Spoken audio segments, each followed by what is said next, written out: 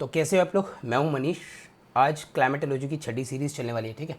लेकिन उससे पहले अगर आपने अभी तक चैनल सब्सक्राइब नहीं किया तो आप चैनल को सब्सक्राइब कर लें। कोई चीज़ समझ में नहीं आती है तो आप उसे कमेंट में लिखें, और बाकी दूसरी चीज़ें भी, ठीक है, शेयर करें, लाइक करें। चलिए शुरू करते हैं आइसोथर्म्स। तो आइसोथर्म्स होते क्या हैं, सबसे पहले इस इमेज को देखते हैं जो आपके सामने लगी हुई है, ठीक है। आइसोथर्म्स को समझते हैं। ये जितनी भी रेड कलर की लाइंस दिख रही है ना, ये सारी इमेजिनरी लाइंस है। ये ग्लोब में हमें देखने को नहीं मिलती हैं। और ये जो लाइंस है ये टेम्परेचर के कारण बनने वाली लाइंस है। इसी वजह से यहाँ पर आपको जो ये वैल्यूज़ देखने को मिल रही है ना, जैसे 27 डिग्री है, 21 डिग्री है, 10 डिग्री, -1 डिग्री, -12 डिग्री, -40 डिग्री, यहाँ पर भी आपको -40। यहाँ पर साइबेरियन प्लेन्स हैं, ये हमारे ग्रीनलैंड है। यहीं पर जो टेम्परेचर मिनिमम हमें यहीं पर देखने को मिलता है, ग्रीनलैंड पे और साइबेरियन प्लेन में। खैर आगे समझेंगे इन चीज़ों को, ठीक है। तो ये जितनी भी लाइंस हमें दिख रही हैं ये लगभग अगर हम ध्यान से देखें ना, ओशन के ऊपर तो और ज़्यादा हमें ये मतलब प्रोनाउंस्ड वे में दिख रही हैं। ये लगभग हमारे इक्वेटर के पैरेलल हमें देखने को मिलती हैं, ठीक है। तो हल्का फुल्का वेरिएशन आता है, वो ओशन करंट के कारण बन जाता है, विंड्स के कारण बन जाता है, ठीक है। चलिए तो आइसोथर्म्स पे अब हम थोड़ा सा वैसे जैसे है ना वर्ड वाइज देख लेते हैं होता क्या है। तो सबसे पहले देखते हैं क्या है कि जो आइसोथर्म्स होती है इमेजिनरी लाइंस होती है, मैंने आपको बताया इमेजिनरी लाइंस होती हैं, और ये होती क्या है, इक्वल टेम्परेचर है। यानी ऐसी लाइंस होती हैं, अगर इन लाइंस पर मैं 2 पॉइंट ले लूँ, मैंने यहाँ एक पॉइंट लिया, मैंने यहाँ एक पॉइंट लिया, मैंने यहाँ अर्थ भारत के ऊपर एक पॉइंट लिया, फिर मैंने एक पॉइंट यहाँ पर लिया है जो हमारा ये कैरिबियन सी के पास में पड़ रहा है ना, मैक्सिको के थोड़ा ईस्ट वाला पार्ट है।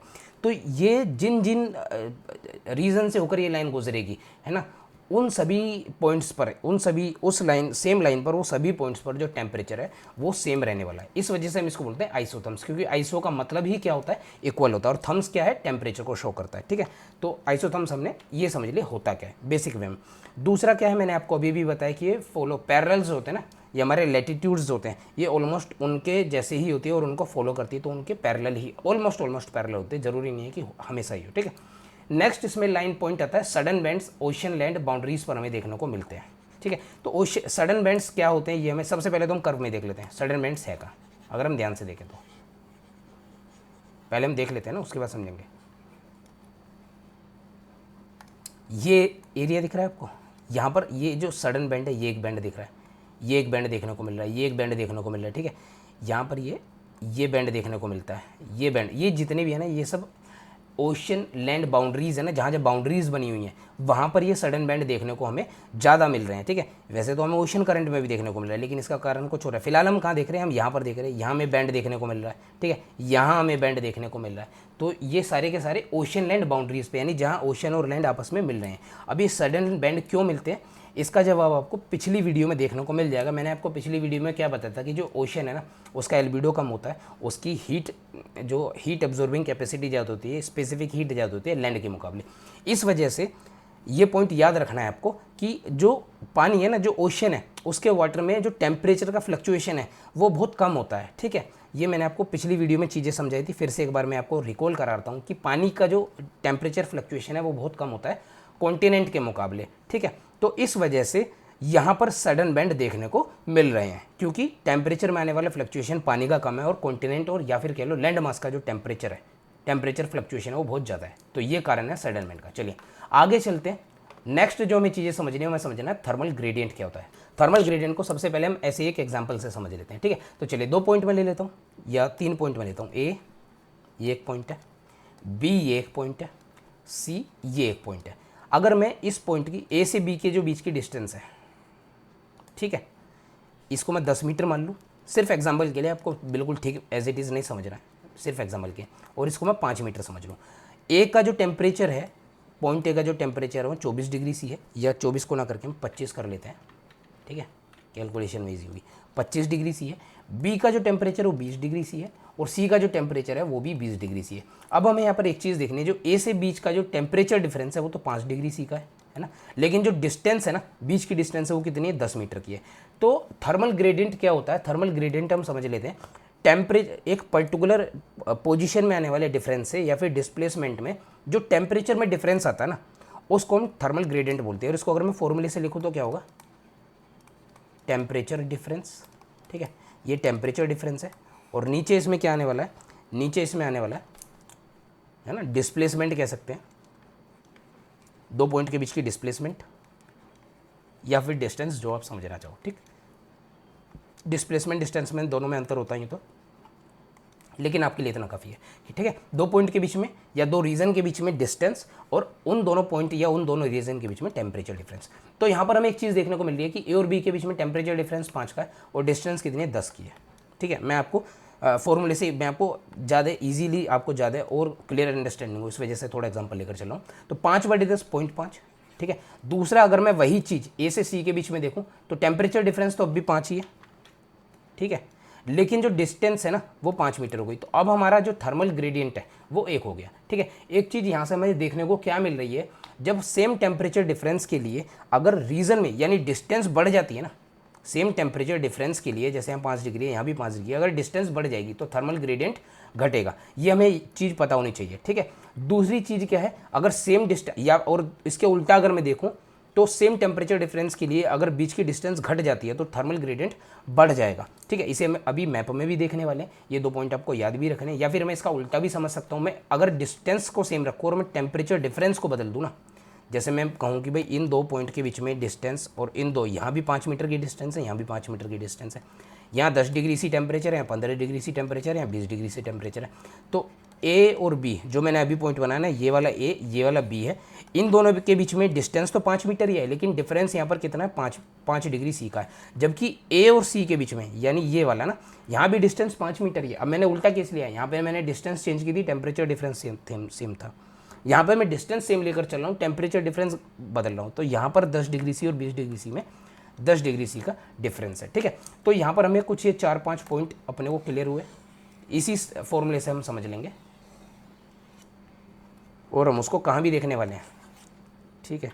फिर हम उसको कर्व में देखेंगे, ठीक है। तो सबसे पहली चीज़ आपको क्या याद रखना है, आपको याद जो रखना है मैं यहीं पर लिख देता हूँ, थर्मल ग्रेडियंट में।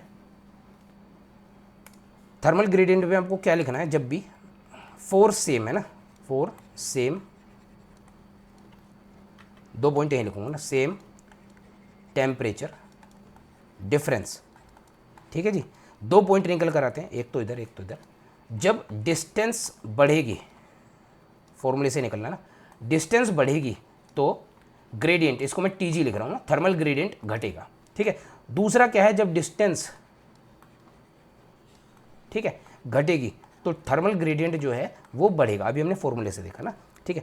दूसरा केस क्या बन रहा है, फॉर सेम डिस्टेंस। अब हम सेम डिस्टेंस की बात कर रहे हैं ना, 2 पॉइंट के बीच में, यहां भी 2 पॉइंट बनने वाले हैं। पहला टेम्परेचर डिफरेंस, इसको मैं डेल्टा टी लिख देता हूं ना सीधे। टेम्परेचर डिफरेंस अगर बढ़ता है तो थर्मल ग्रेडियंट बढ़ेगा, ठीक है। और टेम्परेचर डिफरेंस अगर घटता है तो थर्मल ग्रेडियंट घटेगा, ठीक है। तो ये 4 पॉइंट अपने को याद रखने हैं। अब हम कहाँ देखने वाले हैं, इस थोड़ा सा कर्व को हम देख लेते हैं, ठीक है। यही 4 पॉइंट हम कर्व को देख लेते हैं। मेन तो हमें जो याद रखना है ना, क्योंकि हम आइसोथर्म देखकर चल रहे हैं, तो हम सेम टेम्परेचर डिफरेंस को अगर हम लेकर चले ना, ये आजा मेरे भाई, आ गया। सेम टेम्परेचर डिफरेंस को अगर हम लेकर चले ना तो अपने लिए ज़्यादा बेनिफिशियल है, लेकिन हम चारों देख लेंगे। चलिए तो समझते हैं क्या है। सबसे पहले सेम टेम्परेचर डिफरेंस की हम बात करते हैं। ये एक आइसोथर्म है, अर्का है, ये 21 डिग्री का एक आइसोथर्म है, ये 27 डिग्री का एक आइसोथर्म है। अगर मैं ओशन के पिक्चर इन दो ओशन के ऊपर देखूँ ना, ये अटलांटिक ओशन है, इसके ऊपर मैं देखूँ तो इन दोनों आइसोथर्म्स के बीच में जो टेम्परेचर डिफरेंस तो सेम है, लेकिन कितना है, 6 डिग्री सी के आसपास। लेकिन यहाँ पर डिस्टेंस है ज़्यादा, कितनी है, डिस्टेंस ज़्यादा। तो यहाँ पर जो है डिस्टेंस टी, मैं इसको लिख दूँ, ठीक है, यहाँ पर मैं इसको लिख देता हूँ। इस एरिया में जो हमारा डिस्टेंस है ना, यहाँ पर हमारी टी जो है वो कैसी रहने वाली है, कम रहने वाली। क्यों, क्योंकि डिस्टेंस ज़्यादा है। और अगर सेम मैं आइसोथर्म्स को यहाँ देखूँ कॉन्टिनेंट के ऊपर, तो यहाँ पर डिस्टेंस हो गई कम, टेम्परेचर डिफरेंस उतना ही है, तो टी हमारी क्या है, ज़्यादा रहने वाली है। इन दोनों कंडीशंस को, यानी जहाँ पर डिस्टेंस ज़्यादा है उसे हम वाइड स्पेसिंग बोलते हैं, और जहाँ पर डिस्टेंस कम है उसे हम नैरो स्पेसिंग बोलते हैं, ठीक है। तो अभी हमने समझा नैरो स्पेसिंग में, यानी जहाँ डिस्टेंस कम है वहाँ थर्मल ग्रेडियंट कैसा होता है, हाई होता है, ज़्यादा होता है। वाइड स्पेसिंग में जो डिस्टेंस ज़्यादा हो जाने के कारण थर्मल ग्रेडियंट कैसा होता है, कम होता है। दूसरा केस अपने को क्या समझना है कि सेम डिस्टेंस अगर अपने को समझनी है तो हम क्या करेंगे ना, सिंपल सी एक चीज़ करने वाले हैं, सिंपल सा एक ईजी सा, ठीक है। क्या करने वाले हैं, 2 लाइन खींच लो, 2 लैटिट्यूड ले लो, एक ये लैटिट्यूड ले लो और एक ये लैटिट्यूड ले लो। अब इन दोनों लैटिट्यूड के बीच में कहीं पर भी जो डिस्टेंस होगी ना, यानी अगर मैं यहाँ पर डिस्टेंस की बात करूँ, दिख रहा है रंग, नहीं दिख रहा है, ठीक है, यहाँ पर डिस्टेंस सेम है, यहाँ पर भी डिस्टेंस सेम है, ठीक है। लेकिन अब मुझे क्या करना है इन दोनों लैटिट्यूड के बीच में, देखो यहाँ पर अगर मैं इसकी अलग ही ब्लैक लेता हूँ, अगर मैं इस पॉइंट की बात करूँगा और इस पॉइंट की बात करूँगा ना, सेम मैं सेम डिस्टेंस लेकर चल रहा हूँ ना, तो ऐसे पॉइंट देखने जहाँ पर ये आइसोथर्म्स हमें काट रहे हो, वहीं हमें चीज़ समझ आएगी। देखो यहाँ पर एक आइसोथर्म्स काट रहा है, यहाँ एक आइसोथर्म्स काट रहा है ना, तो यहाँ एक आइसोथर्म्स काट रहा है, यहाँ एक आइसोथर्म्स काट रहा है, तो यहाँ पर जो डिस्टेंस हमें क्या देखने को मिल रही है 27 वाला और 21 वाला, तो यहाँ पर तो डिस्टेंस 60 डिग्री सी है। और सेम लैटिट्यूड में हमें कोई दूसरा आइसोथर्म्स काट रहा है, देखो यहाँ पर हमें 16 डिग्री का आइसोथर्म्स काट रहा है, ठीक है। और यहाँ पर हमें नीचे की तरफ जो, अगर मैं सेम वैल्यू की यहाँ पर बात करूँगा तो हमें 27, यहाँ पर ये पूरा रीज़न ही देखो, यहाँ भी 27 है और यहाँ भी 27 है, तो ये पूरा रीज़न हमें 27 का ही मिलने वाला है, तो यहाँ भी 27 की वैल्यू मिलने वाली है, ठीक है। तो 16 और 27 के बीच में यहाँ जो डिफरेंस हमें देखने को मिलने वाला है, कितना मिलने वाला है, निकालो उसको, 7 और 4 कितने हुए 11, करीब 11 डिग्री सी के। तो यहाँ पर अब हमने डिस्टेंस को सेम रखते हुए टेम्परेचर डिफरेंस को समझा, ठीक है। तो दोनों ही केस में हमें क्या है, यहाँ पर थर्मल ग्रेडियंट कम मिलेगा, थर्मल ग्रेडियंट इन दोनों लैटिट्यूड के बीच में ज़्यादा मिलने वाला। खैर, लेकिन हमारा मेन कंसर्न किससे, आइसोथर्म्स के बीच में, तो हमें वो ज़्यादा याद रखना है, यानी पहला वाला पॉइंट, ठीक है। चलिए आगे चलते हैं। नेक्स्ट जो है अपने को क्या समझना है, ये 2 पॉइंट है लो, ये हमारा थर्मल ग्रेडियंट के लिए ही ये 2 पॉइंट हमें दिए होंगे। सबसे पहले क्या समझना है, जो वार्म ओशन करंट्स होते हैं ना, ये ओशन करंट्स हम नेक्स्ट आगे आने वाली वीडियोस में समझेंगे, फिलहाल आपको ये पॉइंट दोनों याद रखने हैं। अभी हम ओशन करंट समझाऊंगा, वीडियो बहुत बड़ी हो जाएगी, ठीक है। तो ओशन करंट्स जो है ना, वो ईस्टर्न मार्जिन पे कैसे होते हैं, गर्म होते हैं, और जो ओशन करंट है वो वेस्टर्न मार्जिन पे ना वो कोल्ड होते हैं, ठीक है। वो भी हम वो हम 30 डिग्री नॉर्थ से 30 डिग्री साउथ के बीच में हम ये चीज़ देखकर चलते हैं, ऊपर मिड लैटिट्यूड में ये चीज़ें बदल जाती हैं, ठीक है। तो आगे देखते हैं क्या है, ईस्टर्न मार्जिन में क्योंकि वार्म ओशन करंट होते हैं, तो जो हमारा थर्मल ग्रेडियंट है वो कम होता है, ये पॉइंट आपको याद रखना, मैं अभी बिल्कुल आपको समझाऊंगा भी, ठीक है। ऐसी अगर हम वेस्टर्न मार्जिन में बात करें तो जो ओशन करंट हमारे कोल्ड होते हैं, तो जिस कारण हमारा थर्मल ग्रेडियंट है वो हाई होता है। समझ लेते हैं इसको एक बार, ठीक है, या यहीं पर समझ लें, चलिए मैं आपको समझा देता हूँ अलग से, ठीक है, यहाँ समझा देता हूँ।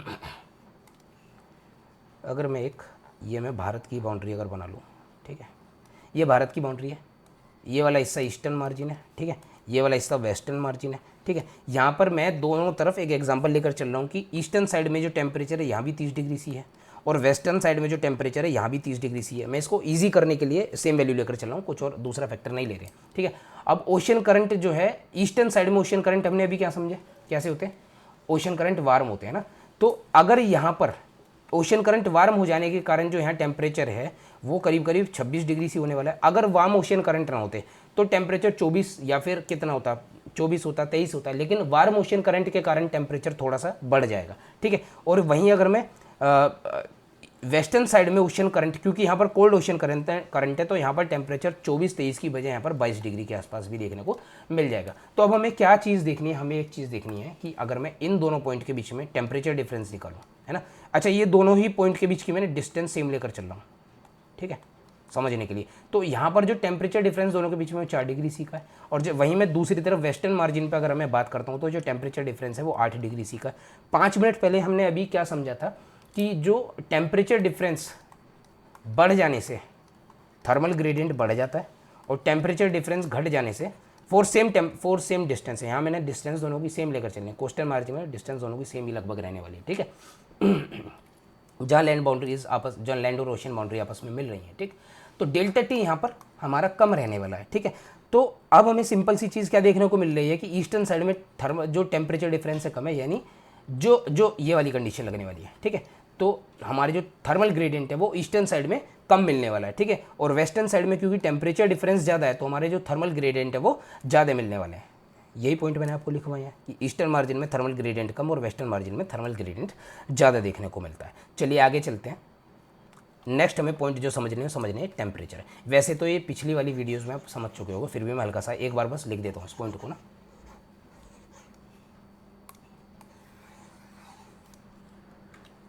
तो हम जो नेक्स्ट पॉइंट अपने को समझना है क्या समझना है, टेम्परेचर ओवर ट्रॉपिक्स, है ना। ये टेम्परेचर ओवर द ट्रॉपिक्स पर और पोलार पे। अपने को एक चीज़ पता है, जो ट्रॉपिक्स पर जो टेम्परेचर होता है ना वो हाई होता है। क्यों? क्योंकि वहाँ पर ओवरहेड हीट पड़ती है, ये अपने को पता है। ट्रॉपिक्स और सब ट्रॉपिक्स है। पोलार पर एक बार मैं यहाँ पर अर्थ बना देता हूँ ताकि चीज़ें क्लियर हो, ठीक है। ये हमारी इक्वेटर हो गई। ये वाला एरिया अपने को हमने क्या समझा था, Tropic of Cancer, Tropic of Capricorn, है ना, आर्कटिक सर्कल, एंटार्क्टिक सर्कल, ठीक है। तो अगर मैं ये वाला जो रीजन है ना, ये वाला जो रीजन है 30 से 40 नॉर्थ और 30 से 40 साउथ, है ना, इस रीजन को जो 30 डिग्री, ये पूरा का पूरा एरिया कैसा है, इसके अंदर 23.5 डिग्री के बिना ट्रॉपिक्स आते हैं, ट्रॉपिक्स एंड सब ट्रॉपिक्स, ये पूरा एरिया है। ट्रॉपिक के पास वाला जो एरिया है जहाँ पर टेम्परेचर थोड़ा सा कम होता है उसे हम बोलते हैं सब ट्रॉपिक्स है, ठीक है। तो यहाँ पर टेम्परेचर हाई मिलने वाला है, यहाँ भी, ठीक है जी, ये हमने पहले पढ़ चुके हैं, क्यों, क्योंकि ओवरहेड पढ़ती हैं और यहाँ पर टेम्परेचर में फ्लक्चुएशन भी कम मिलता है, ठीक है। फ्लक्चुएशन देखो, ये चीज़ मैं आपको पहले भी एग्जांपल दे चुका हूँ कि जब जो हमारी किरणें तिरछी पड़ती हैं तो जो शैडो पड़ती है ना, किसी चीज़ की जो शैडो पड़ती है, किसी चीज़ की जो शैडो पड़ती है बहुत बड़ी बनती है ना, और बड़ी बन जाने के पास अगर हल्का सा भी और एंगल में चेंज आएगा ना तो शैडो और बड़ी हो जाएगी। तो जहाँ भी स्लांट जितनी किरणें बनेंगी ना वहाँ टेम्परेचर में फ्लक्चुएशन भी बढ़ जाता है, ठीक है। हल्का सा मैं इसको और थोड़ा सा तिरछा कर दूँ तो देखोगे आप कितनी लंबी शैडो बनने वाली है, कितनी भी इतनी लंबी शैडो बनने वाली है, तो फ्लक्चुएशन बहुत ज़्यादा बढ़ जाता है जहाँ स्लांट पड़ेगी ना।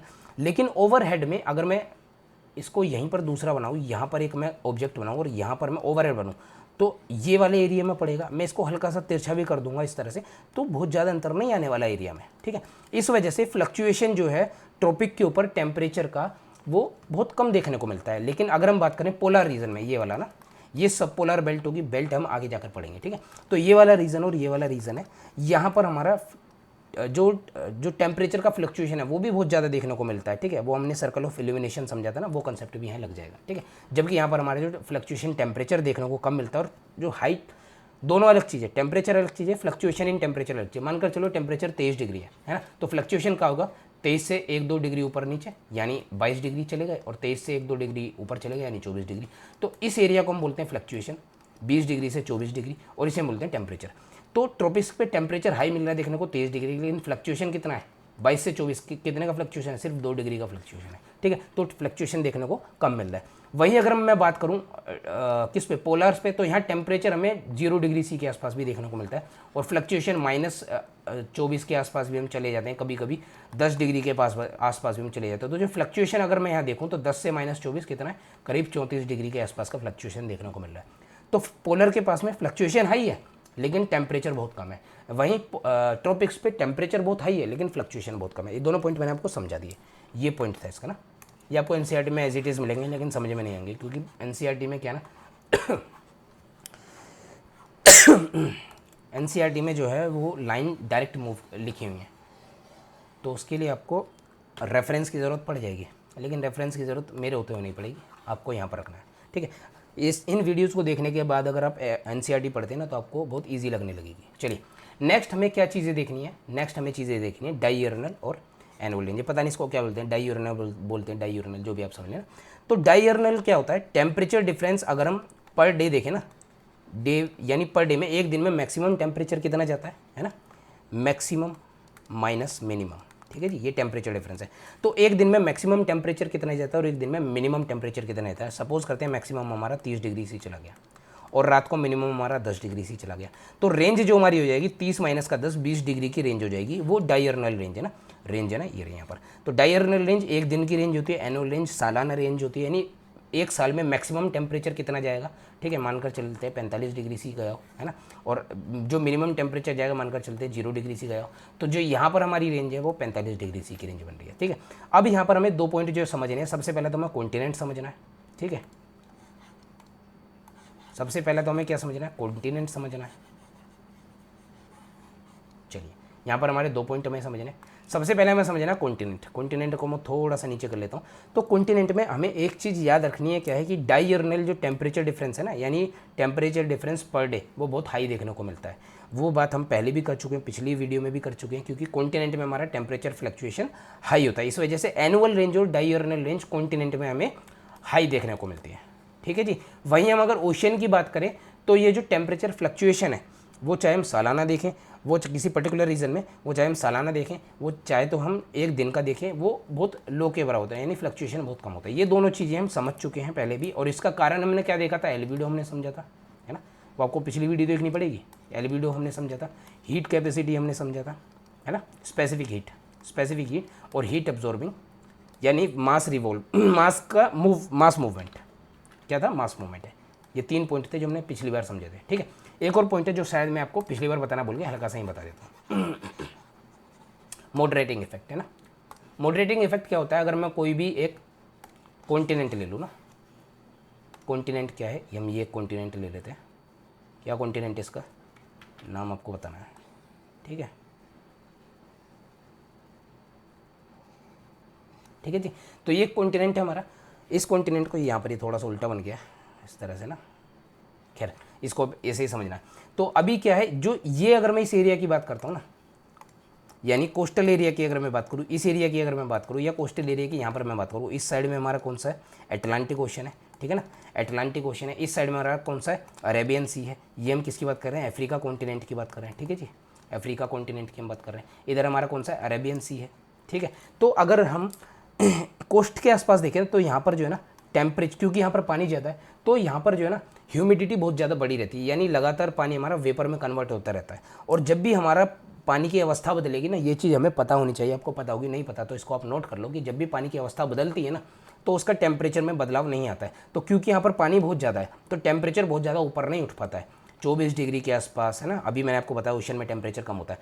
तो यहाँ इसके आसपास जो सटे हुए इलाके होते हैं ना, जो कोस्टल एरियाज़ होते हैं, जो लैंड होते हैं, वहाँ पर भी उस टेम्परेचर का इफेक्ट देखने को मिलता है। ये ह्यूमिडिटी के कारण यहाँ पर टेम्परेचर कम रहता है, कोस्टल एरिया में ह्यूमिडिटी के कारण टेम्परेचर कम देखने को मिलता है। और यहाँ का टेम्परेचर कैसा होता है, मॉडरेट रहता है, यानी अगर मैं बीच में बात करूँ, यहाँ पर टेम्परेचर 43 है, तो कोस्टल के आसपास टेम्परेचर 30 से कम देखने को मिल जाएगा। इस इफेक्ट को मॉडरेटिंग इफेक्ट बोलते हैं, सन ओशन के द्वारा जो लैंड का टेम्परेचर थोड़ा सा कम कर देना। अब ये मॉडरेटिंग इफेक्ट जो है, जैसे जैसे हम अंदर की तरफ मूव करते हैं ना, यानी सेंटर की तरफ हम मूव करते हैं, ये अगर मैं इस लाइन को बोलूँ, ये एक लाइन है, जैसे जैसे हम इस लाइन की तरफ मूव करेंगे ना अंदर की साइड में, ये मॉडरेटिंग इफेक्ट कम होने लगता है। इस वजह से यहाँ टेम्परेचर में ज़्यादा देखने को मिलता है। चलिए, ये पॉइंट आपको बताना था। नेक्स्ट हम चलते हैं, जो अब हमें पढ़ना है वो हमें पढ़ना है सीजनल टेम्परेचर डिस्ट्रीब्यूशन है। तो सीजनल टेम्परेचर डिस्ट्रीब्यूशन हम 2 सीज़न मेन पढ़ने वाले हैं और इसी से हम क्या है, मतलब वर्ल्ड में किस तरह से आइसोथर्म्स बिहेव करते हैं, किस तरह से चेंज होते हैं, वो हम सारी चीज़ें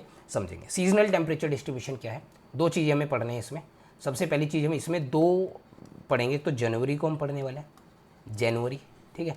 दूसरा हम इसमें क्या है, जुलाई को पढ़ने वाले हैं, ठीक है। तो इसके लिए मैं थोड़ा सा जो पिछला वाला है, सीजनल टेम्परेचर डिस्ट्रीब्यूशन जनवरी को ही क्यों पढ़ते हैं। अगर मैं भारत की बात करूँ तो नदर्न हेमिस्फीयर में भारत के जनवरी में ठंड बहुत ज़्यादा पड़ती है और जुलाई में गर्मी बहुत ज़्यादा पड़ती है। हम एक्सट्रीम कंडीशंस को लेकर हम चल रहे हैं, ठीक है। पिछली वीडियो में मैंने आपको बताया होगा कि यहाँ सन है, ठीक, और यहाँ अर्थ है, ठीक। ये एक अर्थ है, ये सारी पोजीशन है अर्थ की, ठीक है। ये हमारी टिल्ट है इस तरह से, ठीक है। ये कुछ इस तरह से अर्थ मूव कर रही है, ठीक है। ये हमने बताया था आपको ऑर्बिटल प्लेन में। तो ये यहाँ पर नदर्न हेमिस्फीयर में अगर मैं बात करूँ तो हमारी जो एक्सिस है ना वो अवे फ्रॉम द सन है। तो यहाँ पर ऊपर ये विंटर कंडीशन है, ठीक है।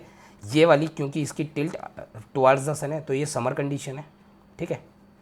और ये वाली कंडीशन इक्विनॉक्स है, ये वाली कंडीशन भी इक्विनॉक्स है। ये विंटर कंडीशन 22 दिसंबर की है, ठीक है, करीब करीब। ये 22 दिसंबर, 21 मार्च, 21 जून है ना, ये 21 जून की कंडीशन है समर की। तो हमें यही चीज़ें पढ़नी है, विंटर सोल्स्टिस, समर सोल्स्टिस से थोड़ा सा ऊपर हम जो पढ़ने वाले जनवरी पढ़ने वाले हैं। तो अगर मैं एक लाइन इस तरह से खींच दूँ तो एक तो कंडीशन हम ये पढ़ने वाले हैं, ये जनवरी की कंडीशन है, ठीक है। और इसके जस्ट अपोजिट कंडीशन जो हम पढ़ने वाले हैं, हम जुलाई की कंडीशन पढ़ने वाले हैं, ये जुलाई की कंडीशन है। आपको कुछ भी चीज़ रटनी नहीं है, अगर आप चीज़ों को समझते जाओगे ना तो सब चीज़ें, ये मैंने कुछ कहीं से ये लिखा हुआ नहीं मिलेगा, ये तो जितना मैंने पढ़ा है उतना ही चीज़ें आपको आराम से समझ में आएंगी, ठीक है। तो ये जनवरी की कंडीशन है, ये जुलाई की कंडीशन है। ये 2 कंडीशन एक दूसरे के जस्ट अपोजिट है, एक ये वाली कंडीशन, एक ये वाली कंडीशन, ये दोनों में स्टैंडर्ड है, यही हम पढ़ने वाले हैं। चलिए, ठीक है। तो अब हम बारी बारी सीजनल टेम्परेचर डिस्ट्रीब्यूशन में आइसोथर्म्स हम पढ़ने वाले हैं, ठीक है जी। तो ये दोनों जो कर्व हैं, मैंने 2 कर्व डाले हुए हैं कि ये कर्व है, ये जनवरी का कर्व है, ये वाला, ये जुलाई का कर्व है, दोनों ये एनसीईआरटी के कर्व हैं। तो हमें एनसीईआरटी के ही कर्व को पढ़ना है। इसको मैं थोड़ा सा खाली कर देता हूँ ताकि यहाँ पर कोई पॉइंट लिखना पड़े तो उसे ईजिली हम लिख सकें।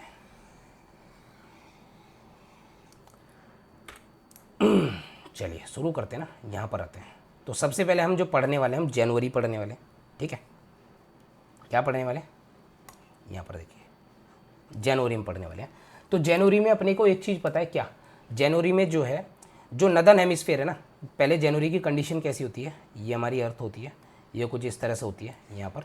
तो जनवरी में हमारे जो नदर्न हेमिस्फीयर में कैसा होता है, विंटर होती है, और जो सदर्न हेमिस्फीयर में हमारी समर होती है। लेकिन क्योंकि हमारे जो लैंड मास है 70% लैंड मास है वो नदर्न में लाई करता है, और अधिकतर पॉपुलेशन भी लैंड मास पर ही रहती है, तो वो भी नदर्न में लाई करेगी। तो इस वजह से हम इसको विंटर, जो मैंने आपको पिछली वीडियो में सब कुछ बता दिया था, ठीक है, उतना नहीं जाना। तो अब हम क्या पढ़ने वाले हैं, जनवरी को पढ़ने वाले हैं, यानी विंटर सीजन को हम पढ़ने वाले हैं। पहला जो सीज़न है विंटर सीजन है। सबसे पहले तो इसमें आपको देखने हैं कुछ ये जो लाइंस दिख रही हैं, लाइंस मैंने अभी आपको बताया क्या लाइंस होती हैं, आइसोथर्म्स होती हैं, ठीक है। दूसरे यहाँ कुछ आपको शब्द दिख रहे होंगे, एक तो आपको इक्वेटर दिख रहा होगा। इक्वेटर आपको मालूम है क्या होता है, जो 0 डिग्री सी, यानी जो एक हमारी अर्थ को 2 बराबर भागों में बांटता है, ऊपर वाला हिस्सा नॉर्थ है, नीचे वाला हिस्सा साउथ। एक यहाँ आपको जो मेन चीज़ है देखने की वो है थर्मल इक्वेटर है, दिख रहा है थर्मल इक्वेटर। इस थर्मल इक्वेटर को हमें थोड़ा सा समझना है, थर्मल इक्वेटर होता क्या है। थर्मल इक्वेटर क्या होता है जो आपको पता होना चाहिए।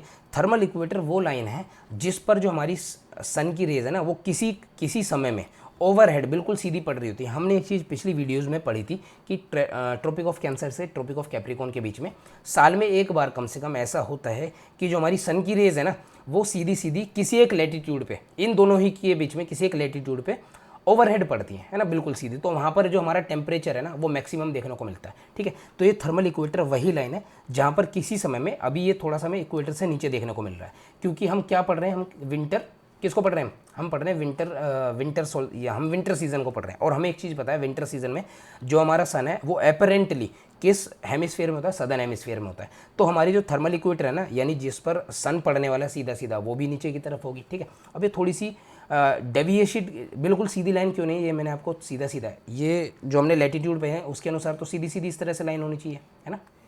लेकिन वास्तविकता में थोड़े से यहाँ पर फ्लक्चुएशन आपको देखने को मिल रहे हैं, ये फ्लक्चुएशन आपको देखने को मिल रहे हैं, ठीक है।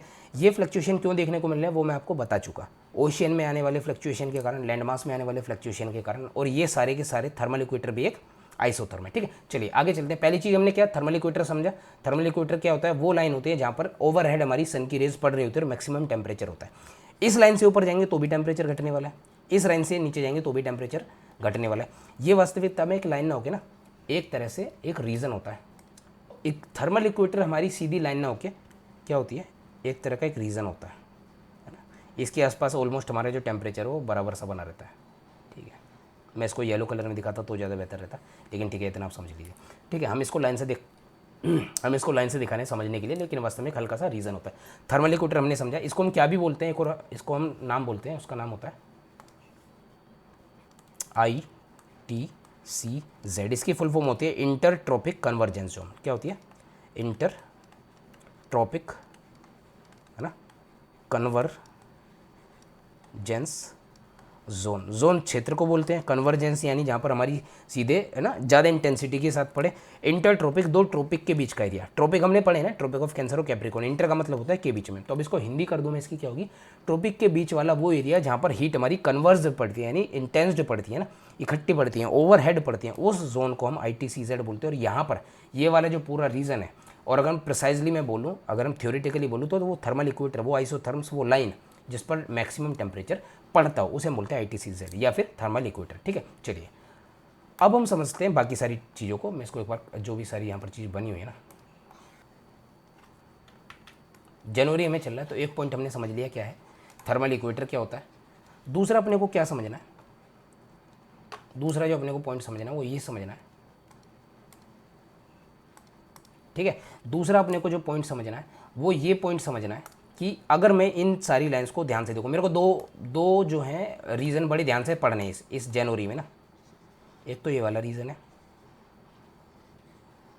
जिसको मैं ध्यान से पढ़ना है, इससे मेन कुछ पॉइंट्स हमें लिखने हैं। दूसरा जो रीज़न है, इसका रंग मैं चेंज कर देता हूँ, ये वाला रीज़न है जो मैं ध्यान से पढ़ रहा है, ठीक है। ये दो पॉइंट के बारे में हमें पता होना चाहिए, ठीक है। चलिए, तो इस वाले पॉइंट को मैं 1 नंबर नाम दे देता हूँ, इस वाले पॉइंट को मैं 2 नंबर नाम दे देता हूँ। ओशन की अगर मैं बात करूँ, यहाँ पर स्पेसिफिकली एटलांटिक ओशन की मैं बात करूँ, नदर्न हेमिस्फीयर में मैं बात कर रहा हूँ, ठीक है। तो हमें एक चीज़ देखने को क्या मिल रही है, जितने भी ये हमारे आइसोथर्म्स है ना, वो ऊपर की तरफ शिफ्ट हो रखे हैं, देख रहे हो, ये पूरा आइसोथर्म्स है ये वाला, ठीक है। ये पूरा एक आइसोथर्म्स है जो ऊपर की तरफ शिफ्ट हो रखा है। इसकी वैल्यू कितनी है, 0 डिग्री सी है, और यहाँ पर भी 0 डिग्री सी है, और यहाँ पर भी 0 डिग्री सी है, ये भी 0 डिग्री सी है, और ये वैल्यू भी 0 डिग्री सी है। यानी होना तो क्या चाहिए कि जब हम नॉर्थ की तरफ मूव करें तो हमारा टेम्परेचर घटना चाहिए, लेकिन देख रहे हैं हम कितना नॉर्थ की कितने लैटीट्यूड मूव कर गए होंगे, करीब हम 20 डिग्री 30 डिग्री लैटीट्यूड में मूव कर जाने के बाद भी हमारा टेम्परेचर यहाँ भी 0 डिग्री सी और वहाँ भी 0 डिग्री सी हमें देखने को मिल रहा है। ठीक है, तो आइसोथर्म्स हमें क्या देखने को मिल रहे हैं कि पोलवर्ड शिफ्ट यानी पोल की तरफ मूव करते देखने को मिल रहे हैं ओशन में। जबकि अगर हम इन्हीं आइसोथर्म्स को कॉन्टिनेंट के ऊपर देखें तो यही हमारे आइसोथर्म्स साउथवर्ड शिफ्ट हमें देखने को मिल रहे हैं। ठीक है, यानी नीचे की तरफ आ गए हैं। ठीक है, जनवरी की हम बात करें, आपको याद रखना है ये 2 पॉइंट है। ऐसा हो क्यों रहा है? ऐसा हो रहा है कि अगर जो मैं बात करूं इस रीजन की यानी ओशन की, तो यहां पर जो है ना ओशन करंट्स जो होते हैं ना, ईस्टर्न साइड में हमने अभी क्या समझे थे, ये ईस्टर्न साइड है ना, मैं आपको ऊपर लाइन दिखा देता हूँ। ठीक है, ये देखो ईस्टर्न मार्जिन पे जो ओशन करंट हमारे वार्म होते हैं। ठीक है, ये मैंने आपको भी बताया। और जो वेस्टर्न मार्जिन पे हमारे जो ओशन करंट होते हैं ना वो कैसे होते हैं, कोल्ड होते हैं। ये 2 पॉइंट आपको याद रखना, यही पॉइंट हम यहाँ करेंगे। तो अगर हम इसको नदर्न अमेरिका का ये हमारा ये देखें, ये वाला एरिया ईस्टर्न कोस्ट अगर हम देखें तो यहाँ पर वार्म ओशन करंट होंगे, गल्फ स्ट्रीम जो होती है वो यहाँ से उठेंगी, गर्म ओशन करंट होते हैं वो यहाँ से चलेंगे, और यहाँ पर अटलांटिक ड्रिफ्ट जो भी है वो यहाँ से उठने वाली है।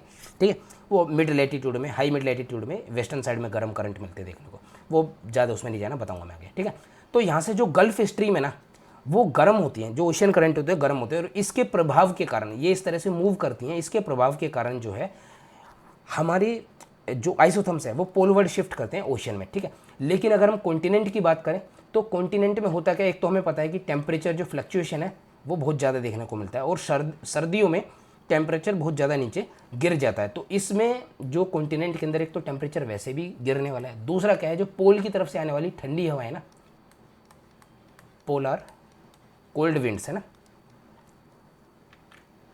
कोल्ड विंड्स है। ठीक है, ये अंदर तक इंट्रूड कर जाते हैं कॉन्टिनेंट में, और जिस कारण से भी ये हम यहाँ का एरिया ना ओवर कूल हो जाता है, बहुत ज़्यादा ठंडा हो जाता है, और आइसोथर्म्स हमारे साउथवर्ड शिफ्ट कर जाते हैं। किसकी तरफ शिफ्ट कर जाते हैं? इक्वेटर की तरफ। साउथवर्ड ना बोल के बेहतर हम क्या बोलेंगे, इक्वेटर वर्ड शिफ्ट कर जाते हैं। ठीक है, तो हमारे जो आइसोथर्म्स है ओशन में वो पोलवर्ड शिफ्ट करते हैं, और हमारे जो आइसोथर्म्स है कॉन्टिनेंट में वो कैसे इक्वेटर वर्ड शिफ्ट करते हैं। ये पॉइंट हमें याद रखना, ये मेन पॉइंट है। लेकिन अगर हम इसी कंडीशन में यानी जनवरी की कंडीशन में, अभी हमने नदर्न हेमिस्फीयर देखा, अगर मैं इसको यहाँ पर देखूँ, किसको देखूँ, सदर्न हेमिस्फीयर को देखो, यानी जब हमारा सन है वो सदर्न हेमिस्फीयर में। ठीक है, तो हमें एक चीज़ देखने को क्या मिले, जो हमारे देख रहे हो ये वाले कलर चेंज करता हूँ ताकि चीज़ें ढंग से क्लियर हो। ठीक है, ठीक है, ये जो हमारे आइसोथर्म्स है, अगर आप ध्यान से देखो, ये एक आइसोथर्म्स है। ठीक है, ये एक आइसोथर्म्स है, ये एरो पर आप ध्यान नहीं देना, ये एक आइसोथर्म्स है, इसकी मैं बात कर रहा हूँ। ठीक है, अगर मैं दूसरे आइसोथर्म्स की बात करूँ तो वो ज़्यादा पैरेलल हमें देखने को मिल रहे हैं। ठीक है, लैटीट्यूड के अगर मैं ऊपर देखूँ, देखो यहाँ पर देख रहे हो हमारे आइसोथर्म्स कितने ज़्यादा बिगड़े हुए, डेविएटेड है। ठीक है, तो वो हमारी पोलर विंड्स के कारण और हमारे करंट्स के, ओशन करंट्स के कारण हमें देखने को मिल रहा है। जबकि यहाँ पर जो हमारे ओशन, हमारे जो यहाँ पर आइसोथर्म्स है वो ज़्यादा पैरेलल देखने को मिल रहे हैं। किसके पैरेलल है? हमारे लैटीट्यूड के। एक लैटीट्यूड अगर मैं खींच दूँ, लैटीट्यूड है, इसके ज़्यादा पैरेलल हमें देखने को मिल रहा है, बहुत ज़्यादा फ्लक्चुएशन नहीं देखने को मिल रहा है। इसका कारण क्या है? क्योंकि सदर्न हेमिस्फीयर में ना पानी की मात्रा ज़्यादा है ना, वाटर जो कंटेंट है ना, वाटर कंटेंट है वो बहुत हाई है, ओशन ज़्यादा है, 70% कैसे है ना, ओशियन है। इस वजह से सदर्न हेमिस्फीयर में जो हमारे आइसोथर्म्स है वो ऑलमोस्ट पैरेलल देखने को मिलते हैं, जबकि ऊपर डेविएशन ज़्यादा देखने को मिलता है। ठीक है, डेविएशन मैंने आपको बता ही दिया यहाँ पर। ठीक है, और यहाँ लैंड मास हमारा बहुत कम है, तो इस वजह से हमारा फ्लक्चुएशन, देखो यहाँ पर सिर्फ फ्लक्चुएशन देखने को मिल रहा है। जहाँ जहाँ लैंड मास है ना वहाँ पर हमें बैंड देखने को मिलते हैं, वहाँ फ्लक्चुएशन देखने को मिलता है। लेकिन जहाँ जहाँ पानी है वहाँ पर हमारा फ्लक्चुएशन ना के बराबर देखने को मिलता है। वो ऊपर मैं पॉइंट आपको कई बार बता चुका हूँ, पानी के ऊपर फ्लक्चुएशन बहुत कम होता है, लैंड के ऊपर बहुत ज़्यादा होता है, वही एक कारण है। ठीक है, चलिए, अच्छा एक चीज़ और जो इस साल यानी 2023 के पेपर में प्रीलिम्स में आई थी, एक ये क्वेश्चन आता है, आइसोथर्म्स में डेविएशन जुलाई में ज़्यादा देखने को मिलता है, जनवरी में ज़्यादा देखने को मिलता है। तो इसका जो आंसर था, या जो इसका आंसर है वो जनवरी है।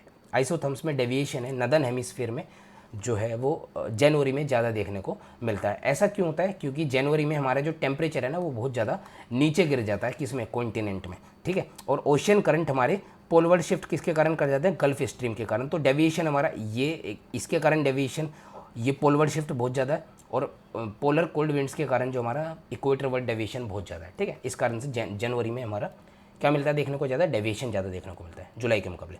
तो इतना ही था इसमें समझने के लिए। जनवरी में 3 पॉइंट हमने समझे, पोलवर्ड शिफ्ट क्यों है, और हमारा इक्वेटर वर्ड शिफ्ट कॉन्टिनेंट पे क्यों है, यहाँ पर पैरेलल क्यों है, क्योंकि यहाँ पानी ज़्यादा है, ये हमने समझा।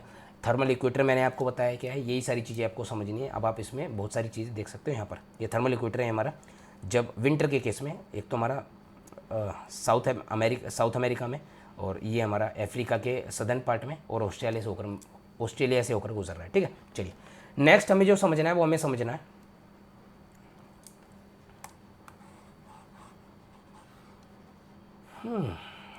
थोड़ा सा मैं पानी ले लूँ।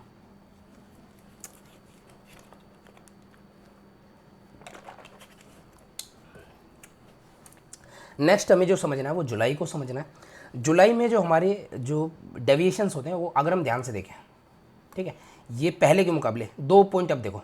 एक आप यहाँ देखो, मैं इसको थोड़ा सा साफ कर देता हूँ ताकि आपको चीज़ें ध्यान से दिखें। ठीक है, यहाँ देखो नदर्न हेमिस्फीयर में आपको दोनों नदर्न हेमिस्फीयर देखने हैं। ये जनवरी का केस है, नदर्न हेमिस्फीयर देख रहे हो कितने ज़्यादा बिगड़े हुए हैं, ऊपर की तरफ जा रहे हैं, इधर बहुत ज़्यादा नीचे की तरफ जा रहे हैं। ठीक है, लेकिन वही चीज़ अगर हम नदर्न हेमिस्फीयर कहाँ देखें, अगर हम नदर्न हेमिस्फीयर जुलाई के कंडीशन, अभी हम जो ये जो कर्व हमने ले रखा है ना, ये हमने एनसीईआरटी से लिया, और ये कर्व कैसा लिया हुआ है, जुलाई का कर्व है। तो अब यहाँ पर जुलाई के मुकाबले जो देख रहे हो, पहले के मुकाबले डेविएशन बहुत ज़्यादा कम हमें देखने को मिल रहा है। तो वही कंडीशन जो है था, डेविएशन हमें जनवरी में ज़्यादा देखने को मिलता है और जुलाई में देखने को कम मिलता है। दोनों कर्व, सीधा सीधा क्वेश्चन आया हुआ है ये एनसीईआरटी से। ठीक है, आगे चलते हैं। अब हमें सबसे पहले तो क्या देखना है, थर्मल इक्वेटर देखना है। ठीक है, थर्मल इक्वेटर देखना है तो हमने एक चीज़ क्या देखी है, थर्मल इक्वेटर हमारा इक्वेटर से ऊपर की तरफ, जनवरी में हमारा थर्मल इक्वेटर है, इक्वेटर से नीचे की तरफ है। क्यों? क्योंकि सन हमारा सदर्न हेमिस्फीयर में था। अब हम अगर यहाँ देखिए जो हमारा थर्मल इक्वेटर है वो हमारा नदर्न थर्मल इक्वेटर हमारा कैसा नदर्न हेमिस्फीयर में। क्यों? क्योंकि हमारा सन नदर्न हेमिस्फीयर में। ठीक है, जुलाई की कंडीशन है ना। अब यहाँ पर एक चीज़ देखो, थर्मल इक्वेटर में भी देखो, सारी चीज़ें आपको दोनों तरफ, यहाँ जो थर्मल इक्वेटर आप देख रहे हो वो बिल्कुल सीधा सीधा देखने को मिलेगा आप सदर्न हेमिस्फीयर में जनवरी के टाइम पे। क्यों? क्योंकि सदर्न हेमिस्फीयर में पानी ज़्यादा है, ओशन ज़्यादा है, तो फ्लक्चुएशन सिर्फ हमें कहाँ देखने को मिल रहे हैं, हमें फ्लक्चुएशंस यहाँ देखने को मिल रहे हैं जहाँ जहाँ लैंड है। ठीक है, बाकी हमें फ्लक्चुएशन थर्मल इक्वेटर में भी कम देखने को मिल रहे हैं जनवरी के केस में। लेकिन अगर हम उसी थर्मल इक्वेटर को हम कहाँ पर देखें, नदर्न हेमिस्फीयर में देखें, तो ये एरिया देखो, ये कितना बड़ा फ्लक्चुएशन है, देख रहे हो आप। अगर मैं एक लाइन ऐसे खींच दूँ, ये एक फ्लक्चुएशन है, ये लाइन जा रही है थर्मल इक्वेटर की, ये एक फ्लक्चुएशन है, तो ये पूरा का पूरा एरिया, ये पूरा एरिया देखो, ये पूरा एरिया देख रहे हो आप। इस लाइन से जो मैंने ब्लैक लाइन खींची अभी, इससे कितना हमें ये एरिया ऊपर देखने को मिल रहा है। यहाँ पर ये एरिया देखो कितना फ्लक्चुएशन है, यहाँ कितना फ्लक्चुएशन है। तो थर्मल इक्वेटर में भी फ्लक्चुएशन हमें देखने को मिलता है नदर्न हेमिस्फीयर में। उसका भी कारण मेन क्या है, उसका कारण हमारा लैंड मास नदर्न हेमिस्फीयर में ज़्यादा हो जाता है। ठीक है, अब यहाँ पर हमारा थर्मल इक्वेटर जो है वो नदर्न किस तरफ शिफ्ट कर गया है, नॉर्थ की तरफ है ना, शिफ्ट कर गया। अब हमें जो है पॉइंट याद रखने हैं, वो जनवरी वाले केस के पॉइंट उसका जस्ट उल्टा याद रखने हैं। ठीक है, हमें क्या याद रखने हैं, पॉइंट हमें जस्ट उल्टा याद रखने हैं। तो अब हमें पॉइंट जो याद रखना, ओशियन में जो होगा ना, ओशियन में जो शिफ्ट होगा वो इक्वेटर वार्ड होगा। ठीक है, फॉर द सेम कंडीशन। और जो कॉन्टिनेंट में शिफ्ट होगा ना, ओशियन में तो फ्लक्चुएशन हमें पता है कि 23 डिग्री से या जितना भी फ्लक्चुएशन आएगा 4 डिग्री और 5 डिग्री का फ्लक्चुएशन आता है। यानी 27 डिग्री होगा तो 31 डिग्री हो जाएगा, या तो 25 डिग्री हो जाएगा, और अगर 15 डिग्री है तो 16 डिग्री 17 डिग्री के आसपास ही मूव करेगा। लेकिन जो हमारा मेन फ्लक्चुएशन देखने को मिलता है वो कॉन्टिनेंट में देखने को मिलता है। तो कॉन्टिनेंट में पहले हमारा जो टेम्परेचर था ना, ये रहा, मैंने आपको पहले बताया था, यहाँ पर मिनिमम जो टेम्परेचर जनवरी में हमें देखने को मिलता है वो ग्रीनलैंड में देखने को मिलता है। और हमें ये साइबेरिया प्लेन, ये वाले प्लेन कैसे हैं, साइबेरिया के प्लेन है। ठीक है ना, साइबेरिया कैसे लिखते हैं, साइबेरिया जो भी है। ठीक है, तो साइबेरिया प्लेन और ग्रीनलैंड में हमें यहाँ टेम्परेचर मिनिमम देखने को मिला था -25 की डिग्री के आसपास। ये -25 डिग्री है, ये -25 डिग्री का आइसोटर्म है, दोनों से होकर गुजर रहा है। वहीं अगर हम यहाँ पर देखें साइबेरिया प्लेन में देख रहे हैं तो हमारा जो टेम्परेचर है ना वो 10 डिग्री सी के आसपास, यानी फ्लक्चुएशन कितना आ गया, करीब करीब 35 डिग्री के आसपास का फ्लक्चुएशन आ गया। -25 वो 10 ही है, 35 डिग्री के आसपास। तो यहाँ पर फ्लक्चुएशन हाई मिल रहा है। इस वजह से अब हमारे जो आइसोथर्म्स है ना, जुलाई के मंथ में हमारे आइसोथर्म्स पोलवर्ड मूव करेंगे कॉन्टिनेंट के ऊपर। और अगर हम बात करें किसकी, अगर हम बात करें ओशन के ऊपर की, तो हमारे जो आइसोथर्म्स है वो इक्वेटर वर्ड शिफ्ट कर जाते हैं, यानी उसका जस्ट उल्टा। सेम कंडीशन के लिए फिर से वो चीज़ नहीं दोहरानी है। ये मैं आपको ऊपर समझा चुका हूँ कि जो बैंड है हमारे, यहाँ पर हमारे बैंड क्यों देखने को मिलते हैं ओशन और लैंड के ऊपर, वो मैं आपको ऊपर बता चुका हूँ। तो सेम चीज़ें यहाँ मिल रही है। अगेन हम सदर्न हेमिस्फीयर में देखें, सन अब हमारा कहाँ पे, नदर्न हेमिस्फीयर में, लेकिन हम लैटिट्यूड अब कहाँ देख रहे हैं, सदर्न हेमिस्फीयर में। तो यहाँ पर भी हम ध्यान से देखें तो जो सदर्न हेमिस्फीयर में हमारे जो आइसोथर्म्स है वो ऑलमोस्ट पैरेलल है नदर्न किसके, लैटिट्यूड के। बस हमें जो डिफरेंस देखने को कहाँ मिल रहा है, एक तो हमें लैंड के ऊपर डिफरेंस देखने को मिल रहा है, या तो हमें लैंड और ओशियन बाउंड्रीज़ पे सडन बैंड देखने को मिल रहा है। वो मैं आपको समझा चुका हूँ क्यों मिल रहा है। यहाँ भी हमें देखो ओशियन बैंड ऊपर, ये पूरी वीडियो में आपको क्लियर में करा चुका हूँ, ठीक है। तो इसी के साथ आज का हमारा लेक्चर हो गया यहीं पे ख़त्म। आज